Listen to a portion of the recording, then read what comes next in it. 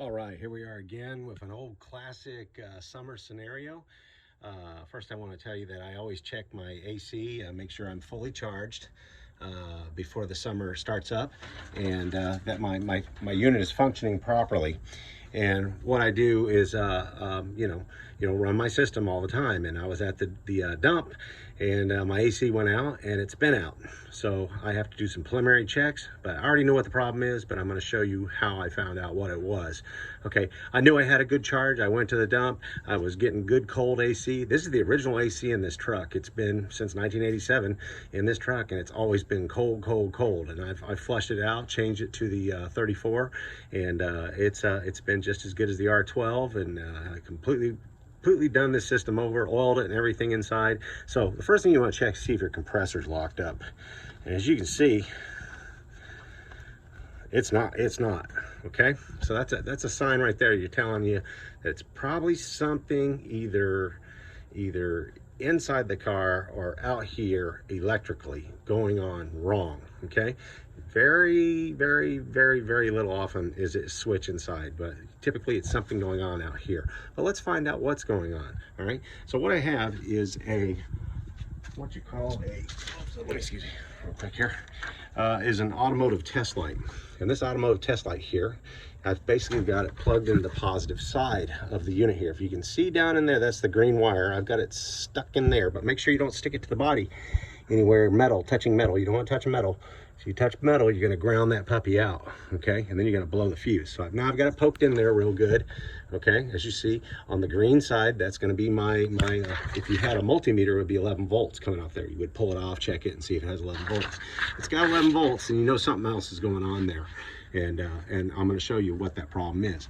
But then, of course, these automotive test lights, they have most of them have a little bitty, alligator clip to hook up onto something like metal here.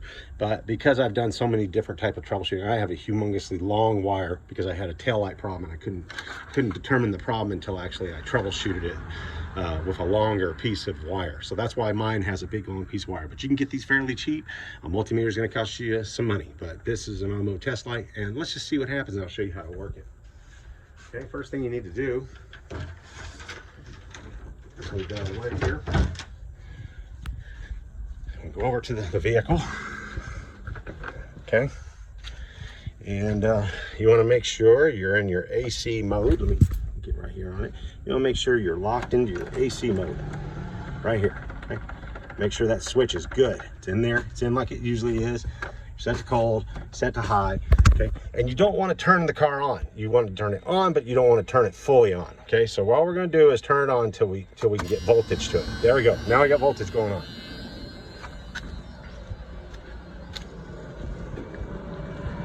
Now we check our automotive light, and that puppy is lit, as you can see. So we've got good power going on there.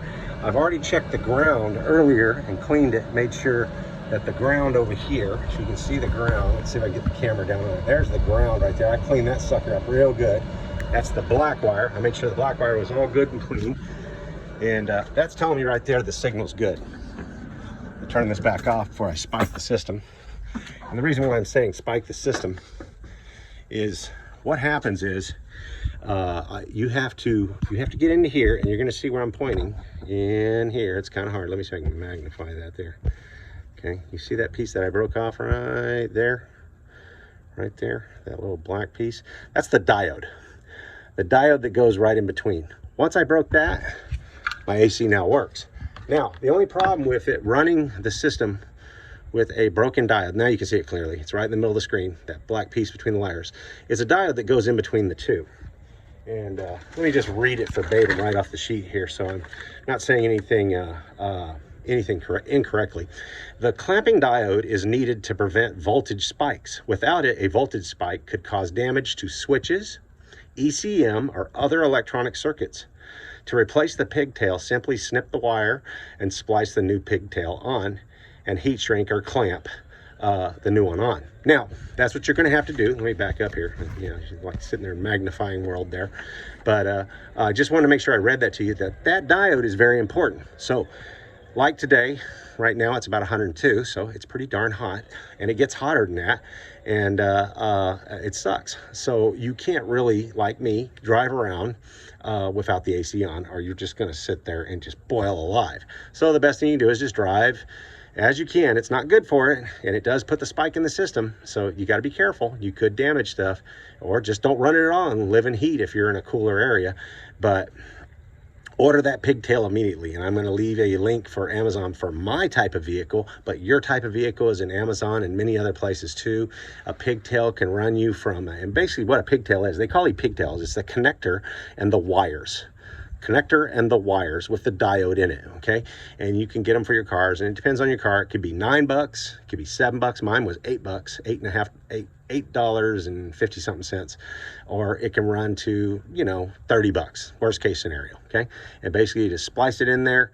You have to do a little wire splicing, little connectors. The connectors are pretty easy to get at Lowe's or whatever, Home Depot, and you will solve your problem. But if you need AC immediately and you need to run AC so you don't cook alive inside there, you just get in there, unplug this, break that diode off on one side of the connection, and you're good to go, and you will have AC. So good luck, God bless, works for me.